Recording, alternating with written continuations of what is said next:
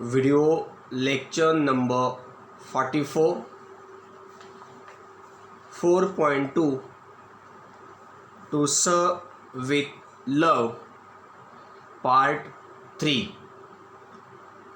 Hello dear students and dear friends. In my last video lecture I discussed the theme of the novel To Serve with Love by E.R. Braithwaite. Today too I will continue with the same lesson 4.2 To Serve with Love, and I will discuss the synopsis of the extract, that is chapter number 17 from the novel To Serve with Love, which is given in this lesson. This chapter 17 is given in this lesson to motivate and encourage you and to create interest in you to read this novel To Serve with Love by E.R. Braithwaite entirely on your own. I repeat, this chapter 17 and this entire chapter 4.2 is given in this lesson to motivate you, to encourage you all students to create interest in you to read this novel To Serve with Love by E.R. Braithwaite entirely on your own. In this lesson, the summary of the novel, the theme of the novel, and the synopsis of the extract, that is chapter number 17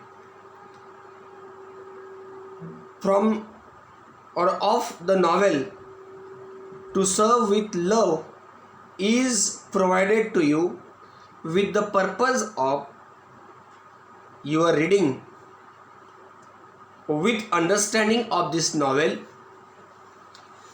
and to create your interest in reading novels with proper understanding. I repeat, in this lesson you are given the summary of the novel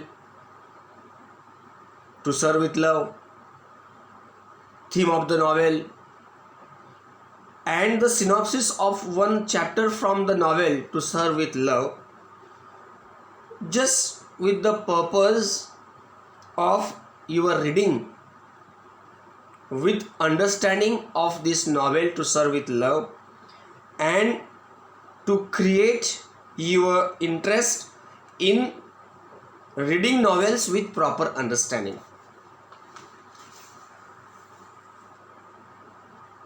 Moreover, here you all are expected to read this novel To Serve with Love by E.R. Braithwaite on your own entirely, with proper interest and proper understanding. I repeat, the main aim of this lesson. Moreover, you all are expected to read this novel To Serve with Love by E.R. Braithwaite on your own entirely with proper interest and proper understanding.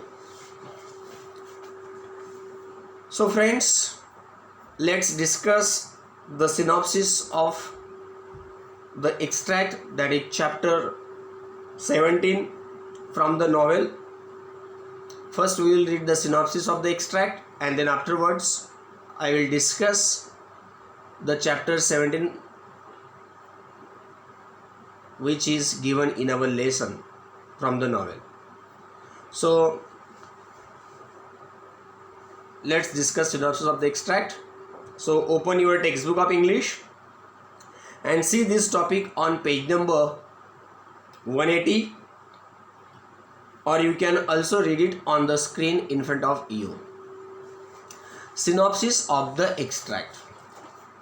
Now I read it line by line, sentence by sentence, and I will explain you.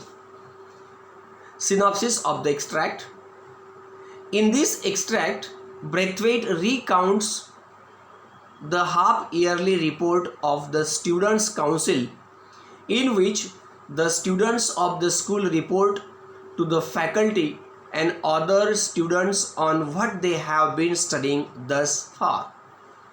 Now understand first what is synopsis. What is synopsis? Synopsis means a brief summary of the major points of a written work, or either as a prose or as a table. I repeat, synopsis is a brief summary of the major points of a written work. It may be either a prose or it may be a table. In simple word, it is a brief summary. Now recount means to tell or to narrate.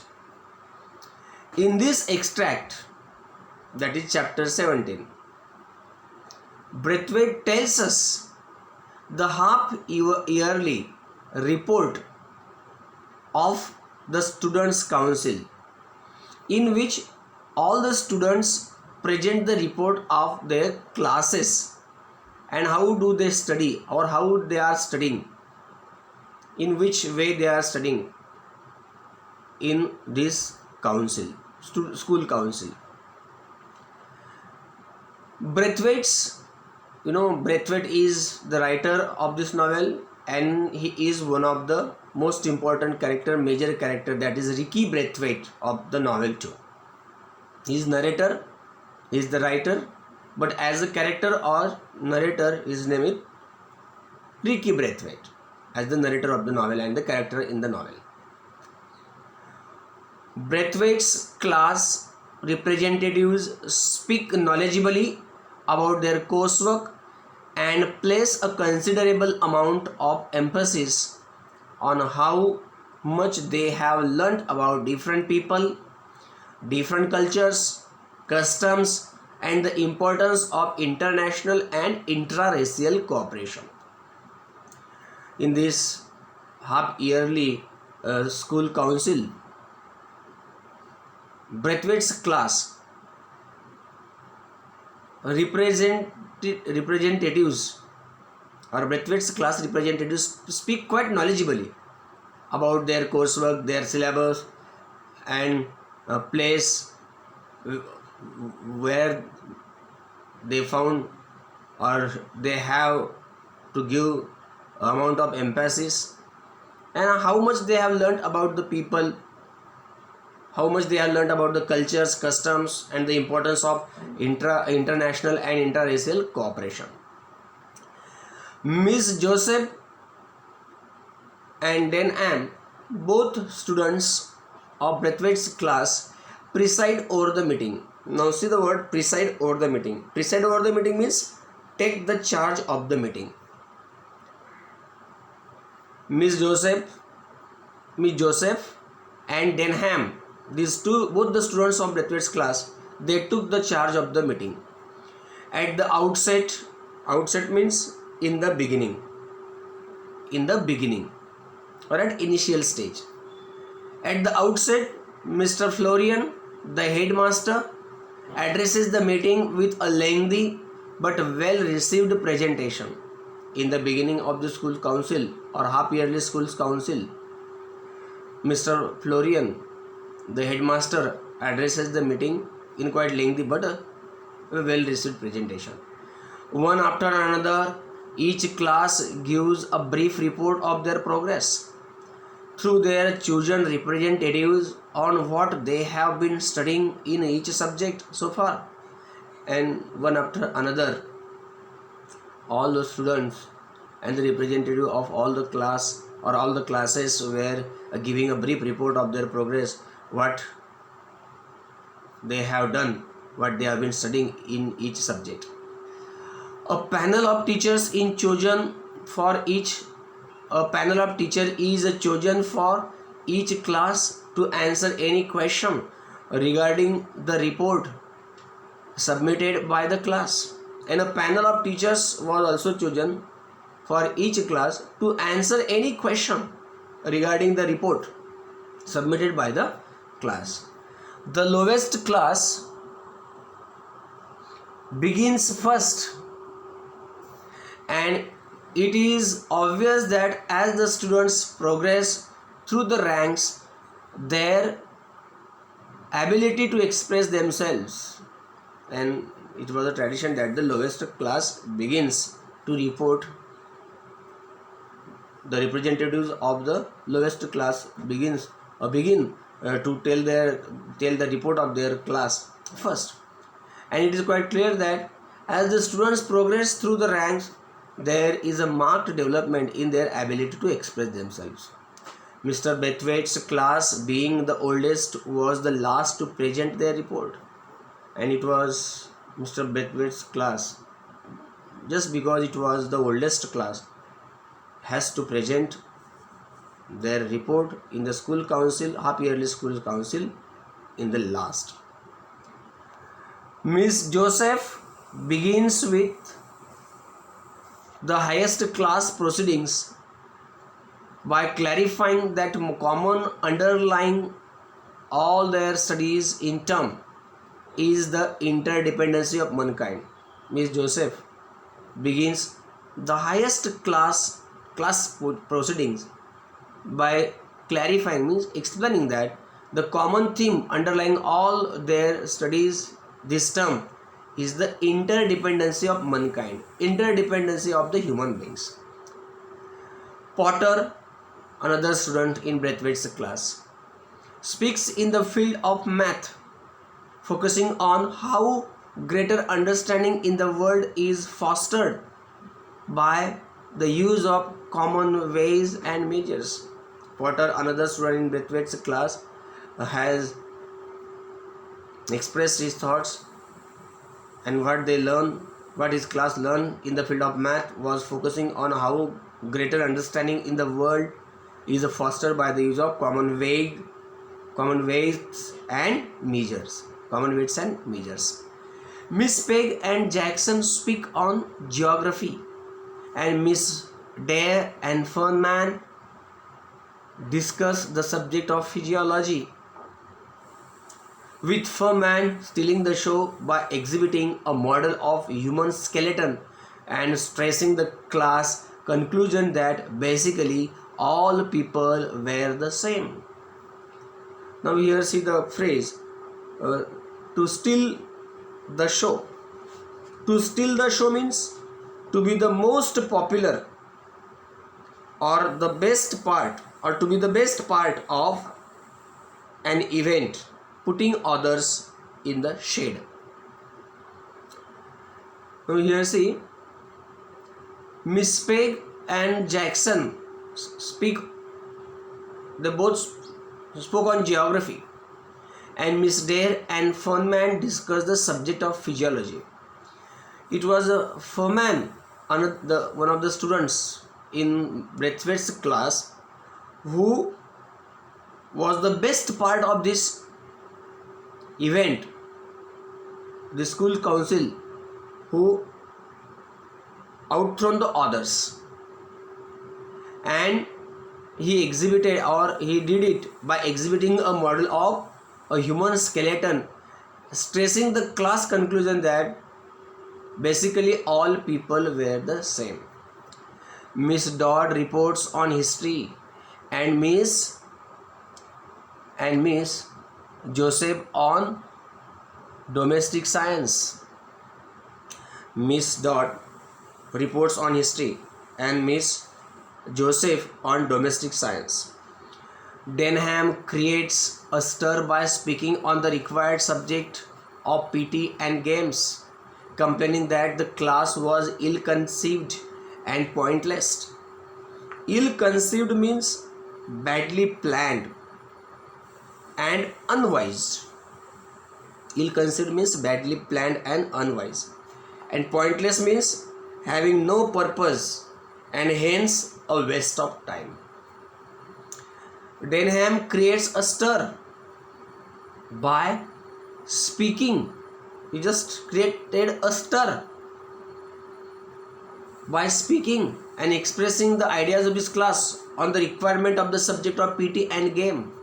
And he complained that the class was badly planned and unwise, and it has no purpose, and moreover there is no purpose, and it was just a waste of time as far as particularly the subject of PT is concerned. So Denham creates a stir by speaking on the requirement of the subject PT and games. And so he focused on the importance of PT, requirement of PT and game, importance of PT and game to the students. And he also complained that without PT and games, everything is planned in their school unwisely, badly, and it has no purpose, and merely it is a waste of time. Mr. Watson, Mrs. Dell, Evans, and Miss Phillips are chosen at the random to answer students' questions arising from the senior presentations. Mr. Weston, Mrs. Dell Evans, and Miss Phillips, these are the teachers who were chosen at random to answer the students' queries and the questions arising from their senior presentations. When Denham pursues his inquiry on the necessity of requiring all students to take PT, Mr. Weston responds quite ridiculously, trying to bluster his way out of the subject and offering no coherent argument. Well, Denham, the students of one of the students from Braithwaite's class, continues and pursues his inquiry on the necessity of requiring all the students to have PT and games, the subject PT, physical training and games. Mr. Weston, one of the teachers who was there in the panels of teacher, replied quite ridiculously, trying to bluster his way out of the subject and offering no coherent argument. Means he was just trying to go explaining, in his explanation he was just trying to go out of the topic, but he was not giving any coherent and logical argument to the student regarding the subject of the importance of PT and games. Unexpectedly, the quiet and hesitant Miss Phillips steps in and gives a steady defense of the practice, and Denham, knowing that he has been outwitted, has no choice but to respectfully cease his heated protest. Now see the word here, to bluster. To bluster means to speak in a loud, angry or offended way. Another word, sturdy. Sturdy means here strong and determined. Sturdy means strong and determined. Another difficult word, outwitted. Outwitted means defeated by someone smarter. Defeated by someone smarter. And siege means to stop. Siege means to stop. Now, unexpectedly, the quiet and hesitant Miss Phillips, one of the teachers in that panel, chosen panel, steps in and gives quite strong and determined defense of the practice that they continued, in which they were not given so much importance to PT and games in their school. And Denham, knowing that he has been outwitted, he has been defeated, he has no choice but just to respectfully stop his heated protest against this practice of not giving importance to PT and games in their school for all students. Braithwaite is immensely satisfied with the progress of the students of his class. The narrator, Braithwaite, was immensely satisfied with the progress of the students of his class, because in earlier part of this lesson, in summary and theme of the novel, we read it what type of students were they in the class of Mr. Braithwaite and how did they exploit it and bullied Mr. Braithwaite too. And so with this change in these students, Braithwaite was quite immensely satisfied with the progress of the students of his class. So friends, we should stop here. In my next video lecture, I will read the further part and the next part of this lesson, and that is chapter 17 properly, and I will explain the same. But till that, I hope you all have to read this chapter properly, understanding the difficult words, so that you will find it easier and quite interesting. So we should stop here. Thank you so much. Have a nice day.